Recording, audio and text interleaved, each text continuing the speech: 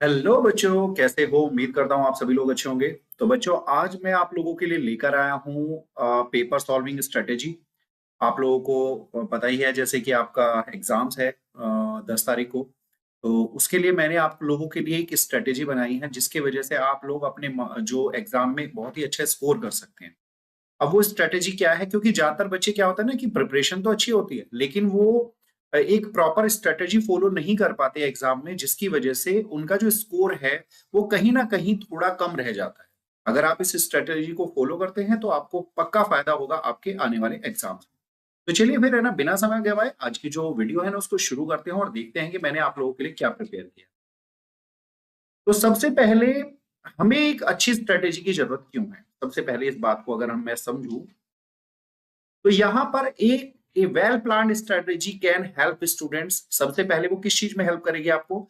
आपका जो टाइम है उसको इफेक्टिवली मैनेज करने में। देखो, वहां पर आपको पता है 3 घंटे का टाइम होता है और 38 क्वेश्चंस होते हैं। अब 38 क्वेश्चंस को 3 घंटे में आप कैसे कवर अप करोगे? आप अपना स्ट्रेस कम कर सकते हैं, क्योंकि जब आपको पता है कि अब मैं इस तरीके से अपना जो पेपर है वो 3 घंटे या 3 घंटे से पहले कंप्लीट कर लूंगा, तो स्ट्रेस कम हो जाता है। आपको पहले से ही पता है अगर तो। दूसरा, आप अपना स्कोर बढ़ा सकते हो। ठीक है ना? तो ये अगर आपकी स्ट्रेटेजी अच्छी है तो आपको सबसे ये जो 3 चीजें हैं ये सबसे ज्यादा आपके लिए फायदेमंद हो जाएंगी। यानी आप अपना टाइम को मैनेज कर लोगे, आप अपना स्ट्रेस कम कर लोगे और आप अपना जो स्कोर है उसको बढ़ा लोगे। ठीक है बच्चों? तो चलिए आगे बढ़ते हैं। तो इसके लिए हम अपना टाइम मैनेजमेंट कैसे करेंगे? देखो, हमें पता है आपका जो पेपर होता है वो 80 मार्क्स का होता है और 20 मार्क्स आपको स्कूल से मिलते हैं जो इंटरनल असेसमेंट के होते हैं। ठीक है ना? टोटल मिला के आपके हो जाते हैं 100 मार्क्स। ठीक है ना? अब यहां पर आपका जो पेपर होता है वो होता है 3 घंटे का, यानी इसका मतलब है 180 मिनट्स का। मैंने अब आपका जो पेपर है उसमें 5 सेक्शन आते हैं। Section A, section B, section C, section D और सेक्शन ई। सेक्शन ए जो होता है उसमें 1 मार्क के क्वेश्चन होते हैं, एमसीक्यू होते हैं। यहां पर 18 एमसीक्यू होते हैं और 2 आपके एआर यानी असर्शन रीजन होते हैं। टोटल 20 क्वेश्चन होते हैं। ठीक है ना? अब सेक्शन इसके बाद आता है आपका सेक्शन बी। इसमें 2 मार्क्स के क्वेश्चन होते हैं। ये short answer, very short answer आप कह सकते हो। इसमें टोटल 5 क्वेश्चन होते हैं। इसके बाद आपका सेक्शन सी है जिसमें 3 मार्क्स के क्वेश्चन होते हैं, जिसमें आपको जो आप ये कह सकते हो कि ये शॉर्ट आंसर टाइप क्वेश्चन होते हैं। इसमें 6 क्वेश्चन होते हैं। फिर आपका सेक्शन डी आता है जिसमें 5 मार्क्स के क्वेश्चन होते हैं। ये लॉन्ग क्वेश्चन आंसर होते हैं। इसमें 4 क्वेश्चन होते हैं। इसके बाद आपका आता है सेक्शन ई जिसमें आपके 4 मार्क्स के क्वेश्चन होते हैं। टोटल 3 क्वेश्चन होते हैं और इसमें केस बेस्ड जो क्वेश्चन होते हैं वो आपके आते हैं। तो टोटल अगर आप नंबर ऑफ क्वेश्चंस देखोगे तो आपके टोटल नंबर ऑफ क्वेश्चंस बैठते हैं 30। क्योंकि स्ट्रेटेजी बनाने के लिए सबसे पहले आपको आपके एग्जाम का पैटर्न पता होना चाहिए, यानी एग्जाम में कितने सेक्शन, कितने क्वेश्चन और कितना टाइम आपके पास है। तभी आप एक बेहतरीन स्ट्रेटेजी बना पाओगे। ठीक है? चलिए अब स्ट्रेटेजी बनाते हैं। तो स्ट्रेटेजी के लिए क्या है? हमें अपनी ये जो 180 मिनट है इनको डिवाइड करना है इन सेक्शंस में। ठीक है? जिससे हम क्या करें, हमारा जो पूरा पेपर है वो अच्छे से हो जाए, प्लस उसके साथ हमें रिविजन का टाइम भी मिल जाए। तो मैंने सेक्शन ए के लिए, जिसमें आपके 20 क्वेश्चन है, उसके लिए आपके लिए रखे हैं 40 मिनट्स। आपको 40 मिनट में हर हालत में आपका जो सेक्शन ए है उसको फाइनलाइज करना ही होगा। उसके बाद जो सेक्शन बी है उसमें 5 क्वेश्चन है, वेरी शॉर्ट आंसर टाइप होते हैं। इसके लिए मैंने आपके लिए 30 मिनट्स रखे हैं। ठीक है? सेक्शन सी जिसमें 6 क्वेश्चन है उसमें मैंने आपके लिए 40 मिनट्स रखे हैं। सेक्शन डी जिसमें 4 क्वेश्चन है उसके लिए 40 मिनट्स, क्योंकि ये लॉन्ग आंसर टाइप है तो टाइम लगेगा।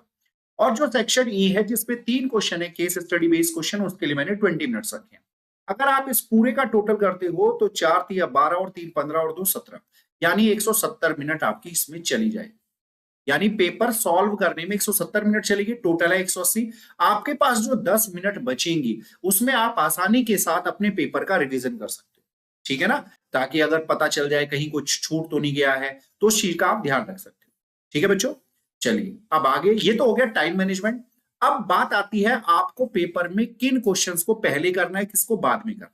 सबसे पहले आपको स्टार्ट करना है इजी क्वेश्चन से, क्योंकि जब आप जो इजी क्वेश्चंस होते हैं ना, जब आप उनको सॉल्व करते हो तो आपके अंदर कॉन्फिडेंस आएगा, मोमेंटम बनेगा क्वेश्चंस को करने का। ठीक है? उसके बाद मेरा दूसरा होता है कि आप जो हाई मार्क्स वाले क्वेश्चंस है, जो आपके सेक्शन डी में आते हैं 5 मार्क्स वाले क्वेश्चन, अगर हो सके तो उनको अटेम्प्ट पहले करिए। ठीक है ना? और इससे क्या होता है, क्योंकि एक तो स्टार्टिंग में आपका माइंड फ्रेश होता है और 5-5 मार्क्स वाले क्वेश्चन जब हो जाते हैं ना तो बहुत ज्यादा बढ़िया कॉन्फिडेंस आता है जिससे आप आगे के जो आने वाले क्वेश्चन है उनको आसानी से कर सकते हैं। उसके बाद आप थोड़ा नीचे आ जाइए, यानी 3 मार्क्स वाले क्वेश्चन पे आइए, फिर 2 मार्क्स वाले पे आइए, देन आप सेक्शन ई को करिए, और उसके बाद सबसे लास्ट में मैं आप लोगों से कहूंगा कि आप सेक्शन ए को करिए, जो कि आपका एमसीक्यू का है। एमसीक्यू का करते टाइम इस बात का ध्यान रखें कि आप सॉल्यूशन पे फोकस ना करें, ठीक है ना। आप डायरेक्ट आंसर लिख सकते हैं। आप अगर टॉपर्स की कॉपियां भी अगर आप चेक करेंगे सीबीएसई की वेबसाइट से, जो आप लोगों ने देखे होंगे, तो वहां पर भी उन्होंने केवल आंसर, डायरेक्ट आंसर लिखे होंगे, तो आप डायरेक्ट आंसर लिख सकते हैं, जिससे आपका टाइम बचेगा।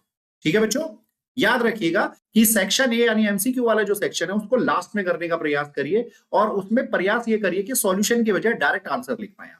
ठीक है, इसके बाद आपको क्या होगा, अगर आपको किसी क्वेश्चन में, भाई को आपने कोई क्वेश्चन शुरू किया और आपको लग रहा है कि आप क्वेश्चन में फंस गए, यानी क्वेश्चन सॉल्व नहीं हो पा रहा है, तो बेटा उस पर टाइम स्पेंड करने का कोई फायदा नहीं है, वेस्ट नहीं करना है टाइम, टाइम को बचाना है, आगे चले जाओ, उस क्वेश्चन को वहीं पे छोड़ो और आगे चले जाओ। ठीक है ना, बाद में अगर टाइम बचेगा तब उसको देखना, क्योंकि अगर आप उसी क्वेश्चन में लगे रहे 15 मिनट, 20 मिनट, 25 मिनट आपने उसी में खपा दी, तो उसकी वजह से क्या होगा कि आपके जो और क्वेश्चन है शायद जो आपको आते हैं वो भी आपके नहीं हो पाएंगे। ठीक है ना, तो जिस क्वेश्चन में अगर फंस रहे हो तो उसको वहीं पर छोड़ दो, छोड़ के आगे बढ़ जाओ, बाद में आपके पास समय बच जाए तो आप उसको फिर दोबारा से ट्राई कर सकते हो। ठीक है, क्लियर हो गया, आगे बढ़ते हैं। अब है कि जो आपके आंसर्स हैं उनको आपको कैसे लिखना है ताकि आपको ज्यादा से ज्यादा नंबर मिले। आपको सारे स्टेप्स क्लियरली फॉलो करने हैं, क्योंकि आपके जो एग्जाम्स में जो नंबर मिलते हैं वो स्टेप बाय स्टेप मार्किंग होती है, इसलिए आपको ये प्रयास करना है कि आपको स्टेप बाय स्टेप आपको है ना क्वेश्चंस को सॉल्व करना है। दूसरा, आपको प्रॉपर फॉर्मूला और जितने भी वैल्यूज वगैरह गिवन हैं वो सबको प्रॉपरली उसमें मेंशन करना है। ध्यान रखिएगा इस बात को, फॉर्मूला प्रॉपर मेंशन करना है, जो भी फॉर्मूला आप यूज करें उसको उसमें मेंशन जरूर करें, बिल्कुल नहीं छोड़ना है। ठीक है ना। तीसरा है, अगर आपको कहीं पर डायग्राम की आवश्यकता है तो वो नीट एंड क्लीन होना चाहिए, पेंसिल से बनाए, बिल्कुल साफ सुथरा। ये नहीं है कि बस ऐसे ही कहते हैं ना वो रफ डायग्राम बना दे, नहीं, साफ सुथरा नीट एंड क्लीन होना चाहिए एकदम। ठीक है ना। उसके बाद जब आप पूरा क्वेश्चन सॉल्व कर लें तो जो आपका आंसर है उसे हाईलाइट कर दीजिए, जैसे उसको बॉक्स के अंदर बंद कर दीजिए या अंडरलाइन कर दीजिए, कुछ भी करिए, उसको हाईलाइट करिए, क्योंकि उससे क्या होता है ना, एक टीचर के ऊपर इंपैक्ट पड़ता है कि भाई बच्चे ने आंसर हाईलाइट किया है, और अगर वो आंसर मैच कर रहा है तो आपको पूरे पूरे मार्क्स मिलने के चांसेस बहुत ज्यादा हो जाते हैं। ठीक है बच्चों, चलिए अब इसके बाद हम आगे देखते हैं अदर इंपॉर्टेंट टिप्स, यानी पेपर में इनके अलावा और क्या आप ध्यान रख सकते हैं।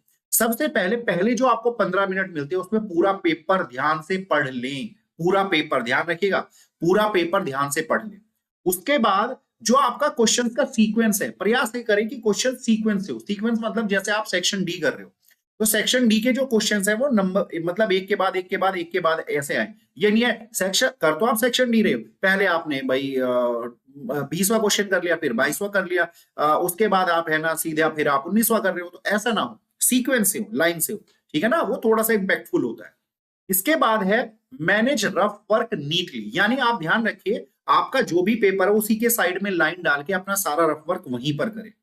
ऐसे नहीं कहीं पर भी कर दे कि कुछ ऊपर कर दिया कुछ साइड में कर दिया, नहीं, साइड में एक लाइन ड्रॉ करे, उस पर लिखे रफ वर्क और वहीं पर अपना सारा रफ वर्क कंप्लीट करें। ठीक है, पेपर के लास्ट में कम से कम 10 मिनट बचाएं ताकि आप अपने पूरे पेपर का रिवीजन आसानी से कर सकें। रिवीजन जरूरी है ताकि आप चेक कर सके कहीं कोई गलती तो नहीं हुई, कुछ छूट तो नहीं गया। ठीक है ना, उसके लिए। दूसरा है पेपर में शांत रहें, फोकस्ड रहें, पैनिक होने की आवश्यकता नहीं है, पेपर आसान आएगा, टेंशन ना ले। ठीक है ना, आपको क्वेश्चंस लगेंगे कि वो टफ हैं, बट एक्चुअल में टफ होते नहीं है। सीबीएसई टफ क्वेश्चंस नहीं देती है, ठीक है ना, वो इजी क्वेश्चन ही देती है। और आपको बस इतना ध्यान रखना है कि पेशेंस बना के रखना है, काम रहना है, फोकस्ड रहना है। ठीक है ना, देखना आपका पेपर 101% बहुत अच्छा जाएगा मेरे बच्चों। ठीक है, तो अगर आप ये सारे जो टिप्स हैं अगर इनको फॉलो कर लेते हैं तो आपका पेपर 101% आपका पेपर बहुत अच्छा जाने वाला है। और मेरी दुआएं आप लोगों के साथ है, मेरा आशीर्वाद आप लोगों के साथ है, और जो 10 तारीख का जो एग्जाम है ना उसको फोड़ के आना है, और ये जो स्ट्रेटेजी मैंने बताई है इनको अच्छे से फॉलो करना। ठीक है बच्चों, उम्मीद करता हूं कि आप इन स्ट्रेटेजी को फॉलो करके अपने पेपर में बहुत अच्छा स्कोर करेंगे। चलिए फिर मिलते हैं नेक्स्ट वीडियो में, और आपके एग्जाम के लिए ऑल द बेस्ट।